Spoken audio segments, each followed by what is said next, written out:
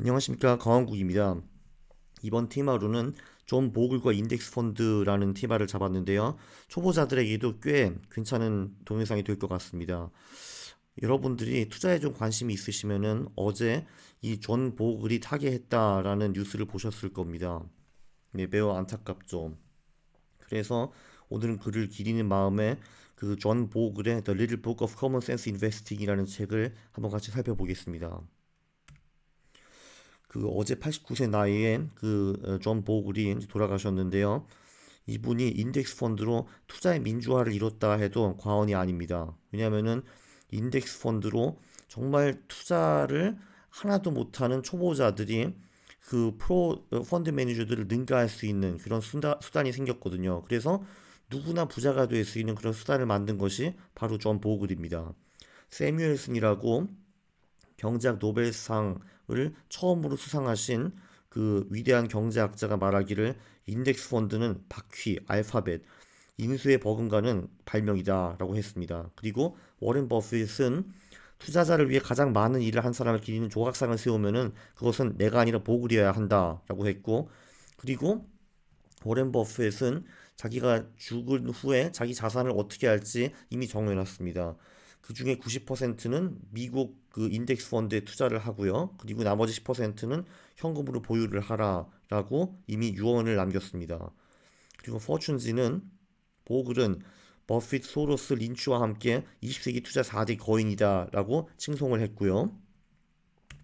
이 보글이라는 사람은 1929년에 태어났습니다. 그래서 1951년에 대학 졸업할 때 학사 논문을 써야 되는데 그때부터 벌써 대부분 펀드는 주가 지수보다 수익이 낮네? 라는 현상을 발견을 했습니다. 그리고 곧바로 웰링턴이라는 투자 금융회사에 입사를 했죠. 그래서 23년 동안 열심히 일해가지고 CEO 자리까지도 오릅니다. 그런데 1974년에 M&A를 뭐 잘못해가지고 주주들이 막 욕하고 그래서 물러납니다. 물러나고 이제 뭐 할까? 나 이제 실업인데 45세 나이에 그러면은 뭐 투자회사 하나 차려볼까? 하고 차린 게 바로 그 뱅가드 그룹입니다. 바로 이때쯤 이 세뮤엘슨이라는 아저씨, 그 조금 전에 왜 경제학 초대 그 노벨상을 받으신 분이라고 했죠. 이분이 이제 이런 걸 주장을 했습니다. 종목 성적은 쓰레기다. 차라리 모든 주식을 다 사버려라. 라고 주장을 했는데요. 존 보글이 볼 때 그럴듯했습니다. 왜냐하면은 이 종목 선정을 가장 잘한다고 소문난 펀드 매니저들도 본인이 보면 잘 못하고 그리고 주가 지수보다 수익이 더 저조하거든요. 그래서 그래 그러면 오히려 모든 주식을 통으로 사는 것이 좋지 않을까? 라고 생각을 했고 그게 바로 인덱스 펀드라고 합니다. 인덱스 펀드는 그 주식시장에 있는 모든 주식을 통으로 다 사버리거든요. 바로 이렇게 인덱스 펀드가 태어났습니다. 네, 이 책은요, 그 보글의 책 중에서 가장 잘 팔린 책이고, 보글은 한 대여섯 권 정도의 책을 쓴 것 같습니다. 그 재미는 제가 4점을 드렸는데, 그 이유는 뭐냐면은 저는 그 인덱스 펀드에 장기 투자하는 것보다는 좀 더 재미있는, 더 높은 수익을 낼 수 있는 그런 전략을 찾는 사람이거든요. 그래서 이 책이 저한테 완전 재밌고 막 그러지는 않았습니다. 그 이 책을 간단하게 정말 요약을 하면은 인덱스 펀드를 사가지고 영원히 보유하고 부자가 되거라 이런 내용이고요. 활용도는 매우 높습니다. 왜냐면은 이 책에 나온 내용은 정말 누구나 매우 단순하게 따라할 수가 있거든요. 그리고 책은 꽤 간단한 편입니다.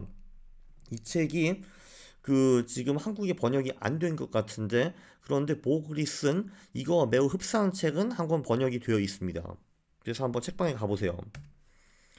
자, 인트로에서는 이제 무슨 내용이 나오냐 하면은 보글은 역사는 모든 주식회사를 적은 비용으로 보유하고 있으면은 이길 수 있다는 것을 증명한다라고 했는데 이긴다는 거는 높은 수익을 내 가지고 부자가 된다는 말이겠죠.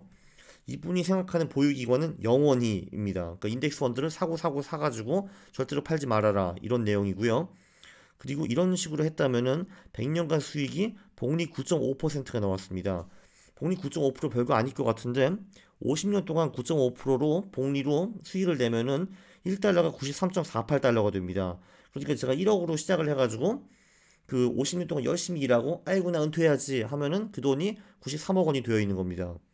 제가 여기서 강조하고 싶은 거는 자본주의 만세! 주식은 이기는 게임이다! 입니다. 이 장에서는 그 주식시장의 수익은 도대체 어디서 나오는가 이거를 보글이 분석을 합니다. 다시 한번 자본주의 만세! 주식회사 만세! 입니다. 왜냐하면은 주식회사의 이익은 정말 최근 100년 동안에 무한대로 성장을 했고, 그리고 주식 투자자들은 그 이익을 같이 먹는 겁니다. 그 보글은 주식에서 벌 수 있는 수익을 투자 수익과 투기 수익으로 나누는데요. 투자 수익은 뭐냐 하면은 이 기업들이 나눠준 배당금, 그리고 그 기업의 이익이 성장해 가서 나는 이익, 요거를 보는 건데, 이게 장기적으로 이익 성장은 5%, 배당 수익은 4.5%였습니다.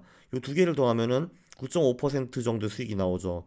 그리고 나머지 투기 수익은 뭐냐 하면은 그 예를 들면은 주식이 뭐 이익 성장이 10%고 배당 수익이 5%다 하면은, 그러면은 주가가 원래 15% 올라야 되잖아요. 그런데 실질적으로 꼭 그렇진 않습니다. 주가는 그거보다 훨씬 더 많이 오를 수도 있고 적게 오를 수도 있는데요. 바로 요 차이를 보글은 투기 수익이라고 합니다. 아무래도 물론 그 이익과 배당이 중요하지만 투자자들은 딴 거를 보는 경우도 많거든요. 그러니까 물론 이 기업은 이익이 나는데 근데 저 나라 지금 정치가 불안해, 팔아야지, 뭐 이런 식으로 나올 수도 있는 거고, 그 중앙은행이 금리를 낮췄대, 사자, 뭐 이익이 별로 안 좋지만 그래도 사자, 이런 식으로 할 수가 있어요. 그래서 특히 단기적으로는 주식 수익이 그 기업의 배당과 이익과 상관이 없는 것처럼 보이는데, 장기적으로는 이 투기 수익은 전부 다 0이 돼버리고 결국 남는 거는 기업의 이익 성장과 기업의 배당, 이렇게 보시면 되겠습니다. 예, 이거를 그 보글이 10년별로 다 분석을 해봤어요. 이게 뭐냐면은 예를 들면 1900년대를 보시죠. 가장 왼쪽에 거기 보면은 8.2라는 숫자가 있고 4.7과 3.5가 있습니다. 이게 뭐냐면은 1900년대 미국 기업의 이익은 4.7% 성장을 했고 그 배당 수익은 한 3.5% 정도 돼요. 그러면은 주식이 한 8.2% 오르는 게 정상이겠죠. 그러니까 복리 8.2% 오르는 게. 근데 실제로는 주식이 9.0% 올랐습니다. 그 맨 밑에 S&P 500 수익이라는 걸 보면 나오죠. 그러면은 8.2%는 투자 수익, 그리고 나머지 0.8%는 이제 그 투자자들이 덧붙인 투기 수익이라고 보시면 되겠습니다. 보시면은 투기 수익이 플러스일 때도 있고 마이너스일 때도 있어요. 그죠?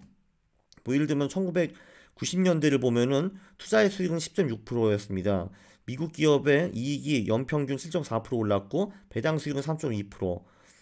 그러면은 주가가 10.6% 오르는 게 정상인데 실제로 17.8% 올랐죠. 그죠? 나머지 7.2%가 투기 수익. 그러니까 투자자들이 90년대 주식을 매우 좋아해가지고 돈을 막 갖다 바쳐가지고 주식이 필요 이상으로 오른 겁니다. 반대로 2000년대에는 미국 기업의 그 이익 성장과 배당 수익을 보면은 주가가 6.8% 정도 오르는 게 정상이었는데 실제로는 수익이 마이너스 1.2%였습니다. 그 이유는 아무래도 80년대, 90년대 주식이 너무 많이 올랐기 때문에 90년대 2000년대 돼가지고 그만큼 또 떨어진 거죠.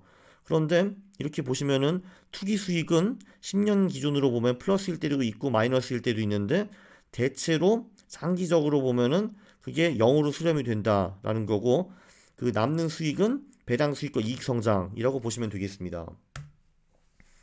이 복리 9.5%라는 거를 그래프로 한번 보면요. 바로 그 밑에 있는 게 미국 주식시장의 주가이고, 그리고 두 번째 그래프는 미국 기업의 이익과 그 배당 성장, 이렇게 보시면 되겠는데요. 둘이 거의 비슷하게 가죠. 그죠? 그리고 100년 그래프로 보면은 중간에 물론 하락장도 있고 된통 깨진 때도 있었지만 대체적으로 끝없이 우상향한다는 걸 보실 수가 있습니다. 그래서 복리 9.5%로 100년 동안 돈을 굴리면은 원금이 10,000배가 됩니다. 10,000배. 그러니까 1억 원도 시작하면은 그 돈이 100년 만에 1조 원이 되어 있는 거예요. 대박이죠. 그죠? 자, 그러면은 여러분들은 부르르 끓으실 겁니다. 특히 여러분들이 초보면은 지금 은행 가면은 이자 2% 줄까 말까 하는데 나도 복리 9.5%를 먹고 싶어, 난 10,000배 벌고 싶어 하실 겁니다. 자, 이거를 어떻게 하는가? 가장 간단한 방법이 있습니다. 그냥 모든 주식을 통으로 다 사는 겁니다. 그리고 인덱스 펀드라는 게 바로 이런 거를 하는 거예요. 모든 주식을 통으로 다 사는 거. 왜냐하면은 당연히 주가 지수보다 더 잘 나가는 주식도 있고 더 못 나가는 주식도 있는데, 근데 우리가 그런 주식들을 과연 선정할 수 있는가? 이게 의문이죠. 그죠? 우리는 그냥 양보해가지고 우리는 그런 능력이 없다라고 생각을 하는 겁니다. 그거 한마디로 우리가 우리 욕심을 포기하고 우리는 이제 주가 선정을 주가 종목을 뽑을 수 있는, 좋은 종목을 뽑을 수 있는 능력이 없다라고 인정하면은 저 복리 9.5%를 먹을 수 있는 겁니다. 복리 9.5%도 사실 대단한 수익이죠. 비용은 중요합니다라고 4장이 나오는데요. 자, 그러면은 오케이, 나는 제대로 된 주식을 못 뽑는데 펀드 매니저들은 할 수 있지 않을까라고 생각을 하실 겁니다. 그런데 물론 주가 지수보다 돈을 더 많이 버는 펀드들도 있긴 있어요. 그런데 첫 번째는 우리가 걔네들을 찾아낼 수 있을까라는 게 의문이고, 그리고 그 모든 펀드들의 평균 수익은 주가 지수와 똑같을 수밖에 없습니다. 왜냐면은 걔네들도 결국은 그 주가 지수에 있는 주식들을 사고 팔고 거래하는 거밖에 없거든요. 근데 문제는 펀드들은 이거를 공짜로 해주지 않습니다. 걔네들도 먹고 살아야 되기 때문에 우리한테 수수료를 받기도 하고, 그리고 펀드 판매할 때 돈도 좀 받고, 그리고 거래를 하면서 또 거래 비용이 생깁니다. 사고 파는데요.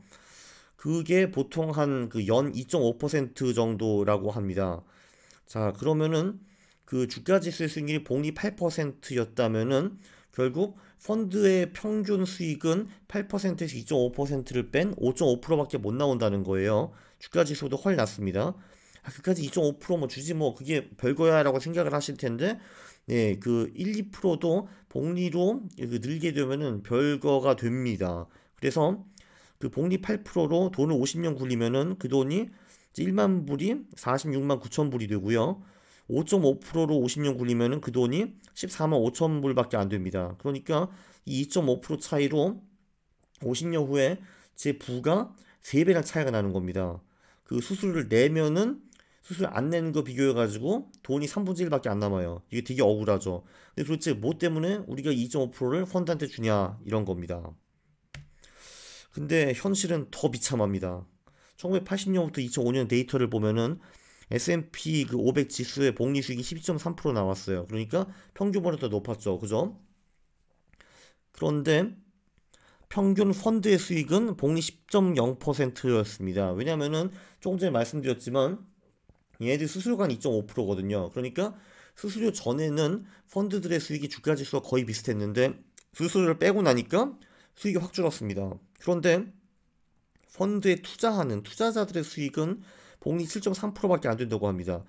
왜 이게 또 차이가 나지? 하실 텐데요. 이거는 펀드들이 투자자를 등쳐먹는 게 아니라 투자자들이 지들을 스스로 등쳐먹는 겁니다. 왜냐하면 대부분 투자자들은 펀드가 수익이 매우 좋네. 저거 들어가자. 우르르르 들어가죠. 그럼 그 펀드가 망합니다. 또 반대로 저 펀드 쓰레기네. 지금 수익이 되게 안 좋네. 돈을 다 빼자 하면은 보통 그 빼는 순간에 그 펀드가 또 수익을 내기 시작하죠. 원래 다 그렇지 않습니까? 그죠? 그렇기 때문에 이 투자자들의 절묘한 타이밍, 오르는 후 사고 깨지는 후 빠지고 요 타이밍 때문에 펀드 투자자들의 수익은 그 펀드의 수익보다도 훨씬 더 낮습니다. 그 예를 들면요, 그 피델리티 마gellan 펀드라는 게 있어요. 그거를 굴린 펀드 매니저가 누구였냐? 바로 그 전설적인 피터 린치입니다.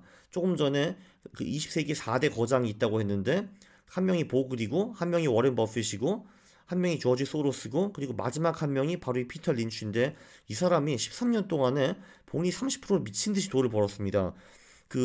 펀드 매니저 중에서는 정말 전설이고 역대 최강이라고 봐도 과언이 아닌데요. 근데 문제는 뭐냐? 이 피델리티 마젤란 펀드에 투자한 투자자들 중에서 절반 이상은 돈을 잃었다고 합니다. 정말 놀랍죠, 그죠? 왜냐면 얘네들도 오른 후 사고 깨진 후 빠지고 이걸 반복해가지고 피터 린치의 능력을 엔조이할 수 없었던 겁니다. 자, 근데 복리 수익 12.3%를 25년 동안 돈을 벌면요, 1억 원이 18억 원이 됩니다. 은퇴할 수 있죠, 그죠? 근데 그 평균 펀드의 수익 10.0% 이렇게 복리 계산을 하면은 1억이 10.8억이 됩니다. 은퇴하기 좀 어렵죠. 그죠? 그런데 25년 동안에 그 평균 펀드 투자자처럼 투자를 해가지고 복리 7%를 벌었다라고 하면은 1억 원이 겨우 6억밖에 안 되는 겁니다. 여기에서도 S&P 복리 수익과 펀드 투자자의 수익이 거의 3대 1 정도의 차이가 난다라고 보실 수가 있습니다. 네, 요 보글 얘기는요, 제가 두 번에 나눠서 할 거고, 일단 여기서 좀 중단을 하겠습니다. 여기까지 경청해 주셔서 감사하고요.